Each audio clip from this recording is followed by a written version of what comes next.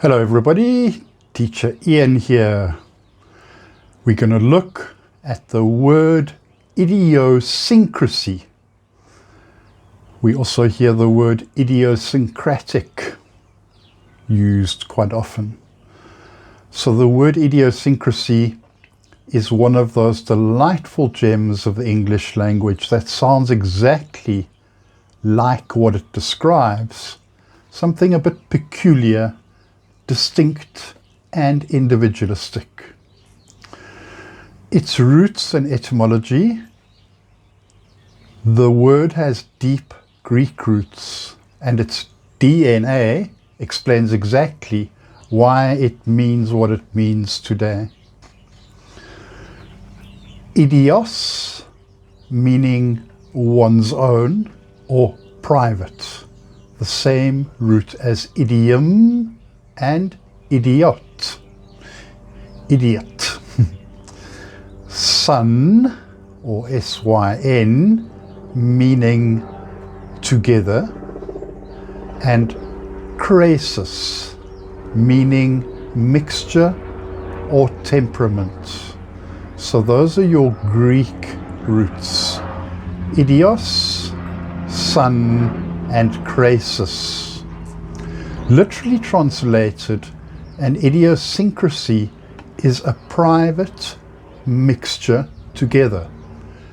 Originally in ancient medicine, it referred to the specific physical temperament or humour or humours unique to an individual.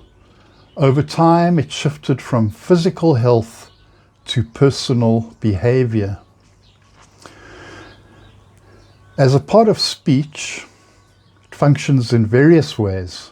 Firstly, let's look at a noun: idiosyncrasy, singular; idiosyncrasies, plural. As an adjective, idiosyncratic. For example, his idiosyncratic style of painting is instantly recognizable. As an adverb, we hear idiosyncratically.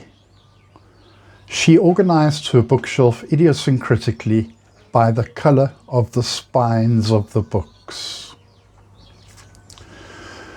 The definition and usage: an idiosyncrasy is a peculiarity of constitution or temperament, an individualizing characteristic or habit.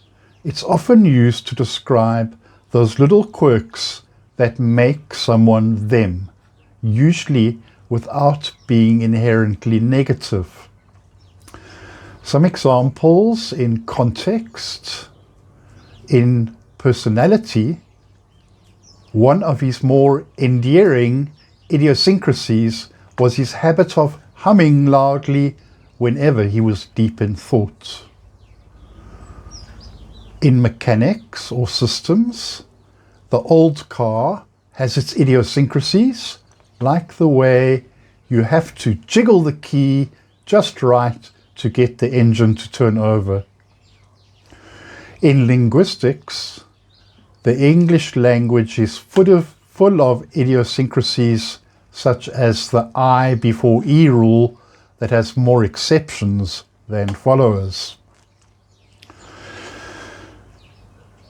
We can compare idiosyncrasy to quirk or eccentricity.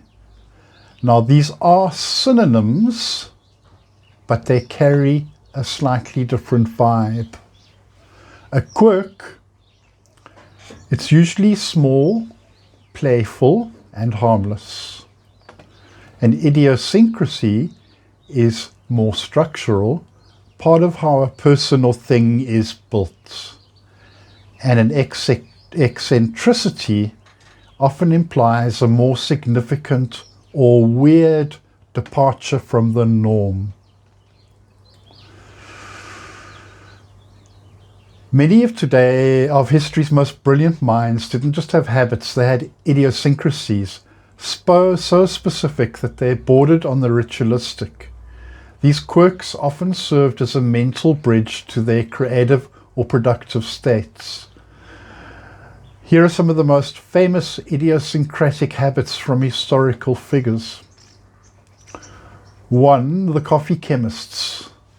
And for some, genius was literally fueled by precise amounts of caffeine. Ludwig van Beethoven, he was obsessive about his morning coffee. He would personally count out exactly 60 coffee beans per cup, no more, no less, to ensure the brew was perfect before he started composing. Honoré de Balzac, the French novelist, allegedly drank up to 50 cups of coffee a day.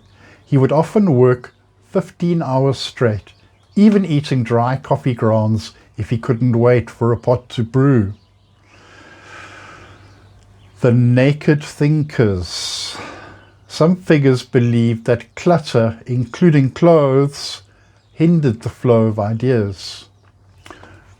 Benjamin Franklin was a devotee of what he called air baths.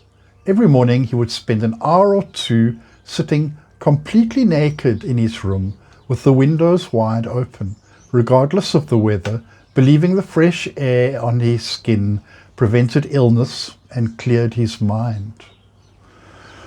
Victor Hugo, when facing a tight deadline for The Hunchback of Notre Dame, Hugo had his valet confiscate all his clothes so he couldn't leave the house. He spent weeks wrapped in nothing but a large grey shawl until the book was finished. Sensory triggers. Unusual smells and sights were often used to jumpstart the brain. Friedrich Schiller, the German playwright and poet, famously kept rotten apples in his desk drawer. He claimed the sweet, rancid mustiness was essential to his creativity. He literally couldn't work without the smell of decay.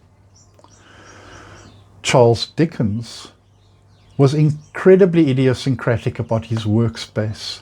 He required 9 specific objects to be arranged in a precise order on his desk, including a bronze statuette of 2 fat toads wielding swords and a gilt leaf with a rabbit on it. Physical quirks.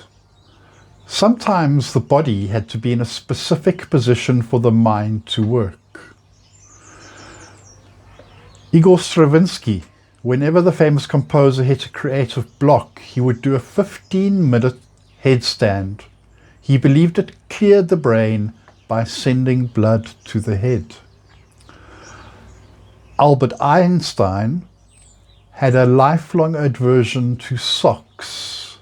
He considered them a nuisance because they eventually developed holes, and he proudly noted that even on the most formal occasions, he went sockless. Virginia Woolf and Ernest Hemingway both were pioneers of the standing desk long before it was a trend. They found that standing while writing kept their energy levels high and their prose active. Well, there you have it. Idiosyncrasy and idiosyncratic and idiosyncrasies. Interesting stuff. Like and subscribe. Follow my channel to help my platform grow. Thank you so much. See you in the next one.